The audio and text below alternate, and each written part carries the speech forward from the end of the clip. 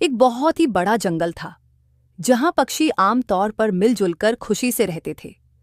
पर इस साल बारिश न होने के कारण पूरा जंगल अकाल की चपेट में आ गया। इसी अकाल में मुन्ना का परिवार गरीबी में डूब गया। मुन्ना थोड़ा आलसी था। वह अपनी संपत्ति बेचकर परिवार को चलाता था। मुन्ना की पत्नी मुन्नी उससे कहती, तुम कब तक जमीन बेचकर गुजारा करोगे? घर का खर्च दिन ब दिन बढ़ रहा है। कुछ काम क्यों नहीं करते? मुन्ना ने जवाब दिया, अरे मुन्नी, तुम भी दूसरों की तरह बातें करने लगी। चिंता मत करो, मैं जानता हूं कि क्या कर रहा हूं। वैसे भी कोई काम देगा नहीं इस अकाल में। मुन्नी ने कहा। तुमने सारी जमीन बेच दी। अब तो बेचने के लिए कुछ भी नहीं बचा है। काम करके परिवार का ध्यान रखो। मुझे तो डर लग रहा है। हम क्या करेंगे? गुस्से में मुन्ना बोला। इस परिवार का ख्याल रखूंगा। तुम बस मुझे सलाह देना बंद करो। मुन्ना इतना कहकर वहां से चला गया और सोचने लगा कि अब क्या करे, क्योंकि उसके पास बेचने के लिए कुछ नहीं बचा था। पैसे कमाने का कोई तरीका ढूंढने लगा। अगले दिन मुन्ना गांव के सेठ कालू कौवे के पास गया। कालू ने उसे देखते ही कहा। अरे मुन्ना भाई, क्या हाल है तुम्हारे? मुन्ना ने सीधा कहा। मजाक छोड़ो यार, मुझे मदद चाहिए। कालू हंसा। मदद? तुम तो अपनी सारी संपत्ति बेच चुके हो, अब क्या बेचोगे? मुन्ना ने कहा। मुझे व्यापार शुरू करने के लिए थोड़ा कर्ज चाहिए। तुम्हारे पास अब कुछ नहीं बचा। किस भरोसे पर कर्ज दूं? मुन्ना ने अपनी योजना बताई। देखो, अगर तुम मुझे 5,000 रुपये उधार देते हो तो महीने के अंत में मैं तुम्हें 15,000 रुपये ब्याज समेत वापस दूंगा। कालू ने हंसते हुए कहा। क्या मुझे बेवकूफ समझते हो? लेकिन ठीक है, अगर तुमने घर को गिरवी रखा तो मैं कर्ज दे दूंगा। मुन्ना मान गया और कालू से पैसे ले लिए। इसी तरह उसने कई अन्य गांव वालों से भी पैसे उधार ले लिए और घर लौटकर मुन्ना ने मुन्नी से कहा। देखो अब मेरे पास कितना पैसा है। मुन्नी हैरान होकर बोली।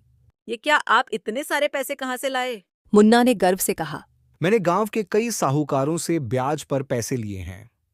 अब मैं व्यापार शुरू करूंगा और सभी कर्ज चुका दूंगा। मुन्नी ने चिंतित होकर कहा। तुमने घर को भी गिरवी रख दिया? यार अब हम कहाँ रहेंगे? मुन्ना ने उसे शांत किया। तुम चिंता मत करो, मेरे पास योजना है। कुछ दिनों बाद मुन्ना पास के जंगल में अपने दोस्त से मिलने गया। रास्ते में उसने एक बूढ़े बाबा को देखा। तभी एक सांप बाबा के पास आ गया। मुन्ना ने साहस दिखाते हुए सांप को दूर फेंक दिया। बाबा ने मुन्ना को देखा और उसकी इस बात से बहुत खुश हुआ। तुम्हारे इस काम से खुश होकर मैं तुम्हें एक कुछ देना चाहता हूँ। बताओ, तुम्हें क्या चाहिए? बूढ़ा पक्षी मुझे क्या देगा? ये तो पहले ही गरीब लग रहा है। नहीं बूढ़े बाबा, मुझे कुछ नहीं चाहिए। अगर मुझे कुछ लेना होगा तो मैं बता दूंगा। फिर मुन्ना वहां से निकल जाता है। ऐसे ही बहुत दिन बीत जाते हैं और मुन्ना के घर जो पैसे थे वो भी खत्म हो गए थे। मुन्ना की पत्नी बहुत रोटी है। पति जी, अब सभी पैसे खत्म हो गए। अब सूदखोर अपना पैसे लेने आएंगे तो हम क्या करेंगे? तुम फिक्र न करो मुन्नी, अब हम कोई और तरीका सोचते हैं। कालू जी जाओ, जल्दी उस गंदी आंखों की चिड़िया को घर से बाहर निकल दो। हाँ गोरी, मैं जाता हूँ और उन दोनों को घर से बाहर निकलता हूँ। फिर कालू चिढ़ा के घर की तरफ निकल जाता है। क्यों चिढ़ा? भूल गए क्या? नहीं सेठ जी, मुझे याद है, मैं तुम्हारे पैसे कल को दे दूंगा। नहीं, तुम इतने दिनों से मेरे पैसे नहीं दे पाए। अब एक दिन में तुम कहाँ से पैसे लाओगे? सेठ जी, बस एक दिन और मैं आपके पैसे लौटा दूंगा। कालू कुछ देर सोचता है। अच्छा ठीक है, मैं तुमको कल तक का समय और देता हूँ, लेकिन कल को अगर तुमने पैसे नहीं दिए तो चुपचाप इस घर से निकल जाना। कालू वहां से निकल जाता है। पति जी, आप इतने सारे पैसे कहाँ से लाओगे? पत्नी जी, अब मैं कहीं ना कहीं से पैसे का जुगाड़ करके लता हूँ। चिड़ा जंगल की ओर निकला जाता है। वो इधर उधर पक्षी से मदद मंगत है, पर उसको कोई पैसे नहीं देता। भाई, तुमने मेरे पहले पैसे भी नहीं दिए और मैं तुमको और पैसे दे दूं, इसी गलती अब मैं नहीं करूंगा। भागो यहाँ से।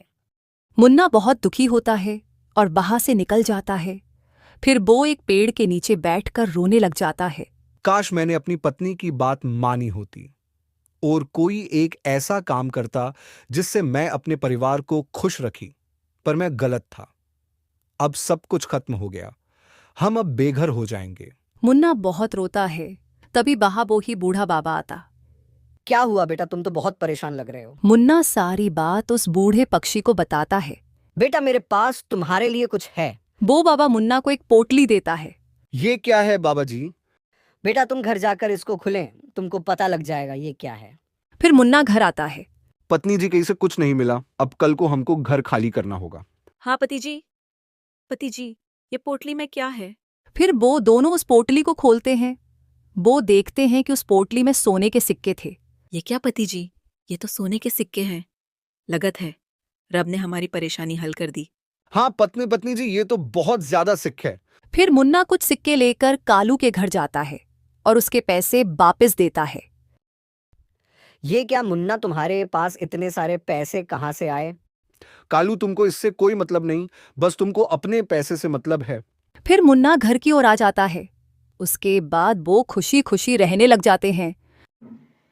प्यारे दोस्तों, हमें हमेशा मेहनत करते रहना चाहिए और हमेशा ईमानदारी से ज़िंदगी बितानी चाहिए। प्यारे दोस्तों, इस कहानी को लाइक, कमेंट और चैनल को सब्सक्राइब करना बिल्कुल न भूलें। Thank you.